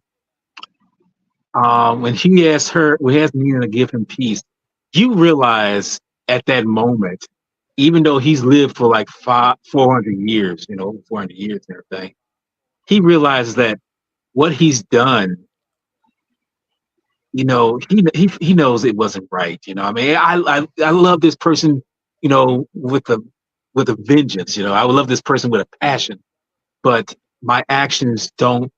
My actions are not supposed to get. Justified. They're Yeah, not just justified. thank you. That's what I was going to. That's the word I'm looking for. It's not supposed to justify that. And I feel that with him, he realized like, please just do me away because what I've been doing, even though I love you, I love this person so much, that moment made me realize like, that's with anybody, you don't want to go down that dark path to do certain things to make you do the things that you do because that's what he did. And it's been over 400 years when he did it. Mm, So when he finally said, give me peace, mm, he finally realized at that moment, it's like, mm. yeah, I think it's time for me to, you know, well, she got peace That's for too. Anubis. Yeah. But She got pieced. she did get peace. She She did get got that, pieced out. That's for fucking sure. But no, but I feel that it did affect me because like I say, it was a conflicting moment because I was like, okay, he got his comeuppance, but I realized like it's sad at the same time because he went through this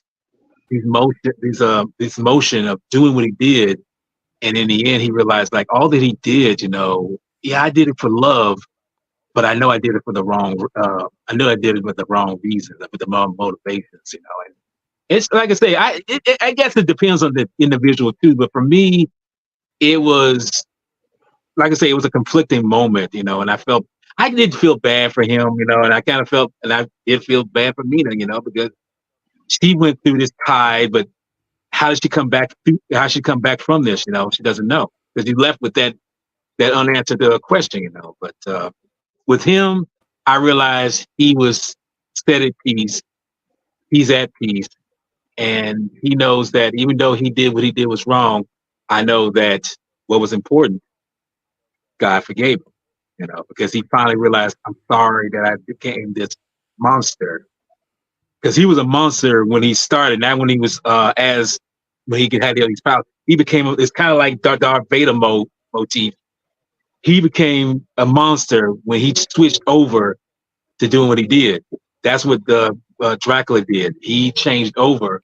That's when he became a monster. Not when he got the power, Mm-hmm. but when he changed over to become that, that's when he became a monster. But when he Mm-hmm. finally became at the end, Yeah. knowing that it's like, Mm. okay, It's I've done these bad things, but please forgive me it's for what I've funny. done.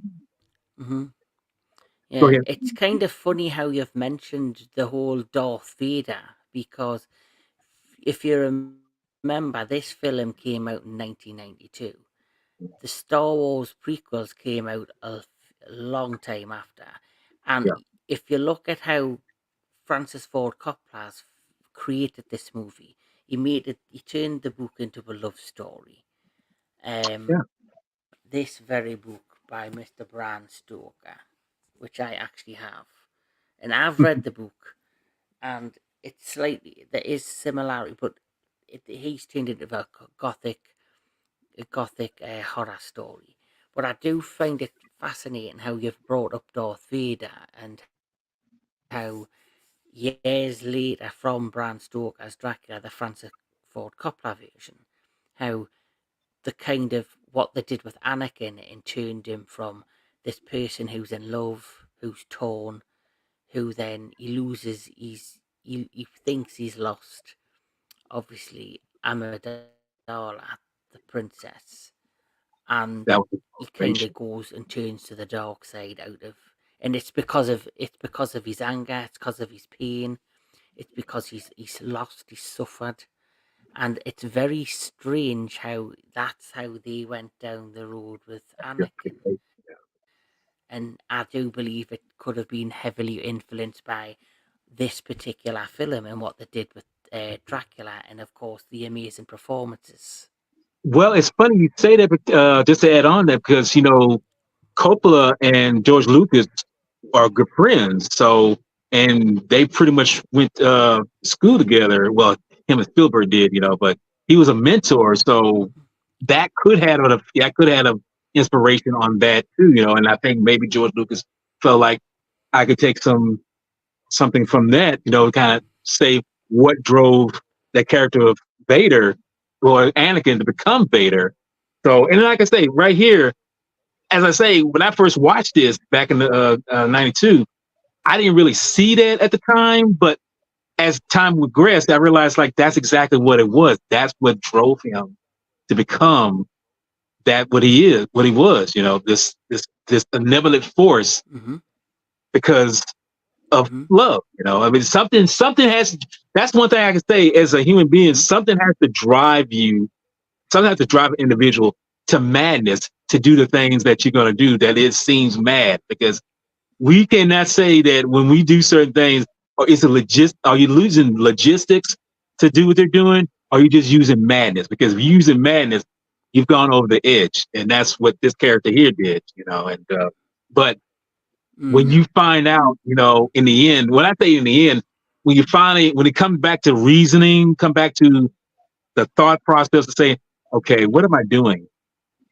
He finally came to the realization that, okay, this isn't Mm-hmm. right, and in a way, that's the same with Anakin. He realized that what he did, what he'd been doing for that past time, becoming Darth Vader and everything, he finally come to the realization that, this has all been wrong. I've been doing it for the wrong reason. It's. I feel like person doesn't. When I say a person doesn't, Hello, my brother, Phil Film Fanatic. Fanatic, what's up, brother? D, what's up, bro? The bottom line, what I'm trying to say is that a person isn't that far gone that they can't come back to the light in terms of what is right. That's what I'm trying to say there. But Mm-hmm. then in the end though, the whole scene was Mm-hmm. a moving piece because it let you know that he did what he did for love, even though it was for the wrong reasons. Mm-hmm. Yeah. I'll just give mine, man. Well, Like, Century, what's your take on the final? yeah. I mean, he's tragic, man. He's fucking tragic character, and before he was a warrior, before he was even married to Elizabeth. He was a warrior of God. He served God, fought for God, believed in God, was a warrior of God. And what happened to him losing his bride was just it threw him over the edge. And like it can happen to anybody. I don't care who it is. It can happen to any person, good, bad, evil, freaking pious, doesn't matter. It can happen to anyone. And it was just that's what happened, man. He fell into despair. Despair took over him, and his rage took over him, and it was simple. It was simple. He was a tragic character. Tragedy happened to him, and he never rebounded from it. He took the life of God or the blood of God into his own hands and decided to live his own way. And God was, forsaken him. I mean, he even says it before he's dying when he's in that, I guess when he's in the church part, or the I guess it's the I don't know I don't know what part of the castle is, but it's where the yeah, I think the chapel, where the chapel part of the castle, and he's already there. He's dying, and he even says before that, before Mina puts the bowie knife through his heart, fully through his heart, he says, God has forsaken me. And he says, God has forsaken me. So he said God has forsaken him, and then that's when he says, "Give me peace." His before he dies, God sheds light on his face, and he becomes young again, normal, just like Kevin was saying that the hole in the cross heals up, and lights and candles turn on by themselves, and God forgave him. And it's just what it was, man. He wanted forgiveness, and I think deep down in his mind he wanted forgiveness for what he did, just like Jedi Granville was saying. He knew what he did was wrong. All the hurt, pain, loss that he committed, to people, all that evil, sinister stuff he did. It's like he was, I think, in my mind, asking for forgiveness. And then when but I didn't expect Mina to chop his head off. I was like, oh shit, I don't know if she was gonna do that, but I was like, okay, well, it makes sense. But she gave him peace. She wanted to make sure he doesn't come back, and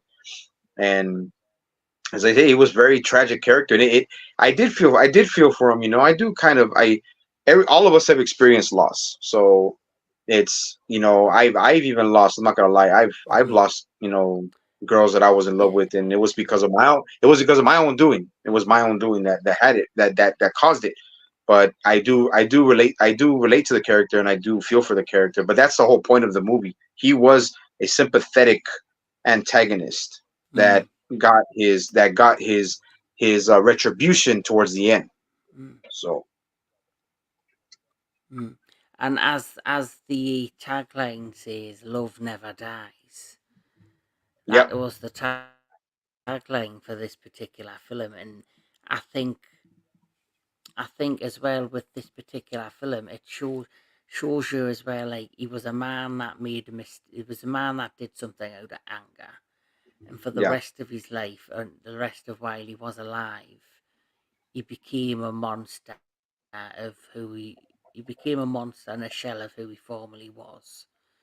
And sometimes when you do things out of anger, you regret it and you become stubborn, and you find it hard to say, one, to forgive yourself, and one, to admit that you've done something wrong.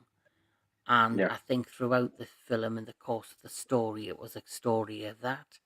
It was a story of forgiveness, a story of love, and that's probably the three main elements of this movie. yeah. So to kind of wrap it up, we've had a great time. I've had an amazing blast. It's been amazing being on here talking to two of my close friends about one of my all-time favorite films. Um, it's Friday the 13th. I'm celebrating like all things vampires on the channel this month, and to have you two on has been a blast. And Appreciate it, man. just before we wrap it up, I'm gonna say, if you had to, if anytime, you're always welcome on the entertainment headquarters. But it's been years. It came out in 1992. So my last couple of questions are: number one, do you still think the film holds up today as well as it did in 1992? I'll start with you, Sci-Fi. Absolutely, absolutely, absolutely, man. With all this garbage bullshit they're making nowadays, man, this is like, this should be considered freaking iconic compared to other stuff they're coming out with. And you guys know me. I'm very retro, man. I'm very retro, and I love the old classics. And this one to me holds a big, huge place in my heart as far as horror, love, intrigue, thriller. It's one of my all time favorite movies, man. And I'm saying, like, it's up there in the top 10. So it's very, very freaking very, very good movie. To me, in my opinion, still holds up today, man. Still holds up. And just to add on Thank to you, what Anthony. that's it. Just to add on the sci-fi, it's like it was a film that I quote unquote, wasn't a fan at first when I first watched it, but it grew on me at time.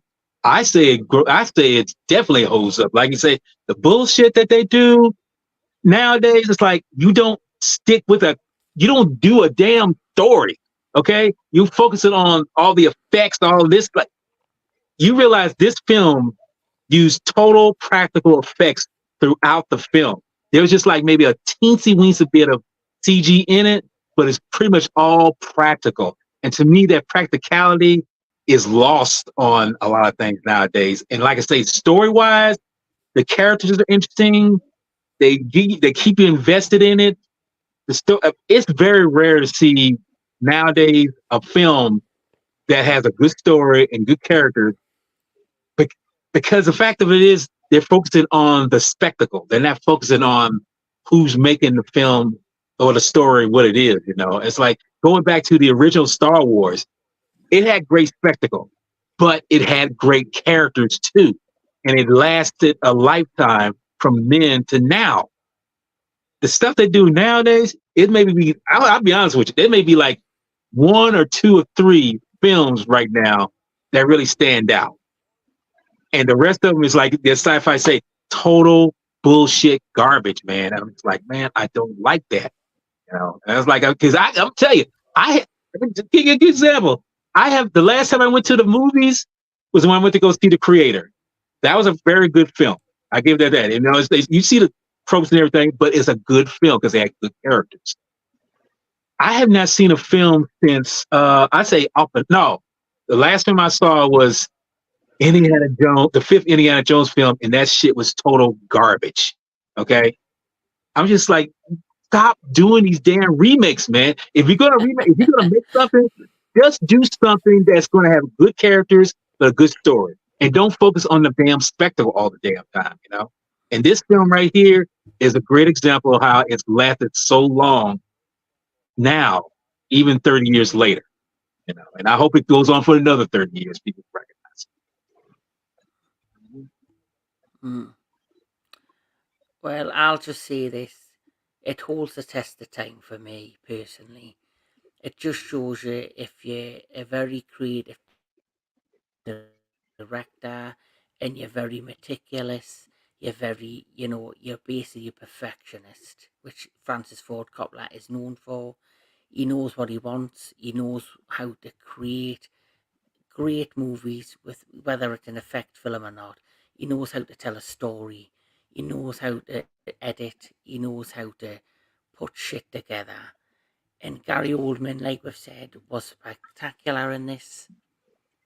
The whole cast were a few minor, things like the Keanu Reeves' horrendous British accent. But if you take, there's not many negatives, and if a film doesn't have that many negatives, it's near perfect in my eyes, and this is one of those films. So if I was going to rank this film today, I would still give it a 10 out of 10. So my final thing to do is I'm going to just say to you two amazing, thank you for being on my first live stream. Thank you for everyone for tuning in to the first episode of and the first segment of Into the Darkness. I've had an amazing time with these two amazing individuals. Please follow Sci-Fi Century at the Sci-Fi Century YouTube channel and podcast. He does amazing stuff. He's doing gaming now, as well as the odd movie content, kaiju content, anime content. If you love your kaiju shit as well as I love my kaiju shit, Godzilla, Gamera, you name it, please look at my good friend Mr. Walter Ross, aka Jedi Granville, because he has some amazing stuff. And the biggest thing with him when it comes to kaiju and his he talks from the heart. This has been Into True. the Darkness. Thank you all for watching, and thank you once again to my two good friends for being there. One other thing, Sci-Fi, do you have anything coming up on your channel? Just so far, no. Just lot more lot more gaming live streams. Keeping that Castlevania, Ghost of Tsushima, God of War. Just keeping Montober for my boy, freaking Anthony Jordan. Keeping Montober going. It's been a great month for me as far as anything else that's been happening with me. But October's been a great month. But nah, that's all I got coming up. Mm. Anything from you, Walter? Not so much on my end, although I still will be making, content as thing goes. But I know that me and Sci-Fi are supposed to do sometime down the line, do a one-on-one, with my favorite kaiju film of all time, Godzilla versus Megalon. But when that comes into play, trust me, I'm gonna geek the fuck out when we talk about it. That's gonna be a while though. That's gonna be a But while. that's okay. I mean, like, look, Yeah, I I'm can looking look forward to my one-on-one. a lot of Yeah. seasons. Yeah. Well, we do it when you're ready for us to do it. There you go. We'll do it when you're ready for us to do it. Sci-Fi. I'm looking forward to my one-to-one, which will be about the one that started it all, Godzilla Yep. 1954. Um, Yep. One more thing I'll just say before I say goodbye to the amazing people watching is, if you love your movies, if you love your television, if you love all things entertainment, please like, share, and subscribe to the Entertainment Headquarters. Please like, share, and subscribe to the Sci-Fi Century, and please subscribe to the Jedi Granville. This has been Into the Darkness. I hope you've enjoyed the ride, and we'll see you at the next one.